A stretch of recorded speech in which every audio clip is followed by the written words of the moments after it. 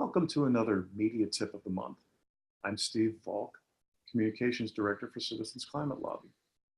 Media, as we all know, is one of the 5 levers of political will.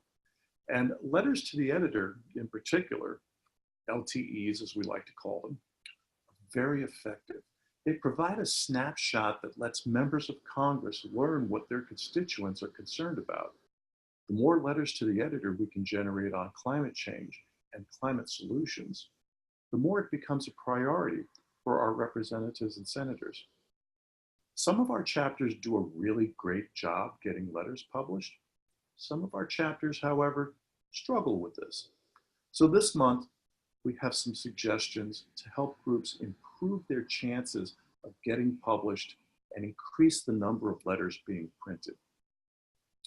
The first thing I want to suggest is to make LTEs a team sport. Get 4 or 5 people, or however many you can muster, to agree to form an LTE writing team. One person in the team, perhaps someone who's a news junkie, should be designated as the team captain who monitors local newspapers for letter to the editor opportunities. They then pass those opportunities along to the other team members who have agreed to write letters to the editor. Now, what do we mean by letter to the editor opportunities? In most circumstances, newspapers will only print letters that respond to articles or opinion pieces that are published in the paper. The LTE captain, therefore, reads the newspaper every day to find stories that can relate to climate change.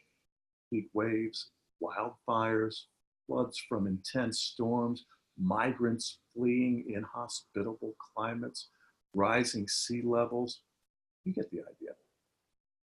2 of the best things you can respond to are either stories that made the front page or editorials and op-eds that appeared on the opinion pages. Inside stories also provide good opportunities.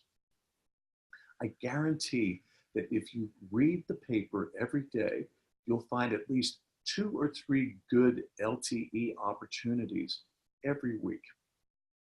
Now, here's where the teamwork comes in.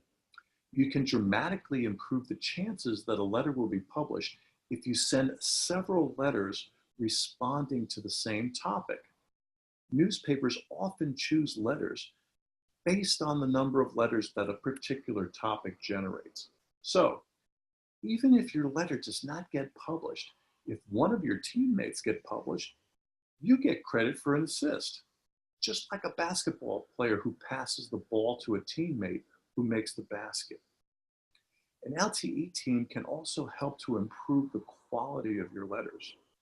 One option is to have teammates pair up to edit each other's letters and suggest ways to make them better. Now, if you spend any time reading letters to the editor in your paper, you know that the quality of the writing is often lacking. So if your team is submitting several well-written letters, your batting average is going to be pretty high. So after you publish a letter, make sure you do several things. First, your group most likely has a volunteer who is designated to file field reports. Make sure you send them the letter so that it will be reported. Your group also has volunteers who are designated as liaisons for Senate and House offices. Be sure to send your letter to those liaisons so that they can share it with their contacts in those offices. Now, using the constituent communication forms on their websites, you can also send a note to your senators and representative to tell them about your letter and include a link to the newspaper's website. And lastly, share your concerns on social media. If you tweet, include tags for your senators and representatives. So, to wrap things up, the successes we've had as an organization happen because we work as teams that support each other's efforts. This is true with generating media, and particularly letters to the editor. Create a team with the goal of publishing letters to the editor, and I promise good things will happen. See you next time.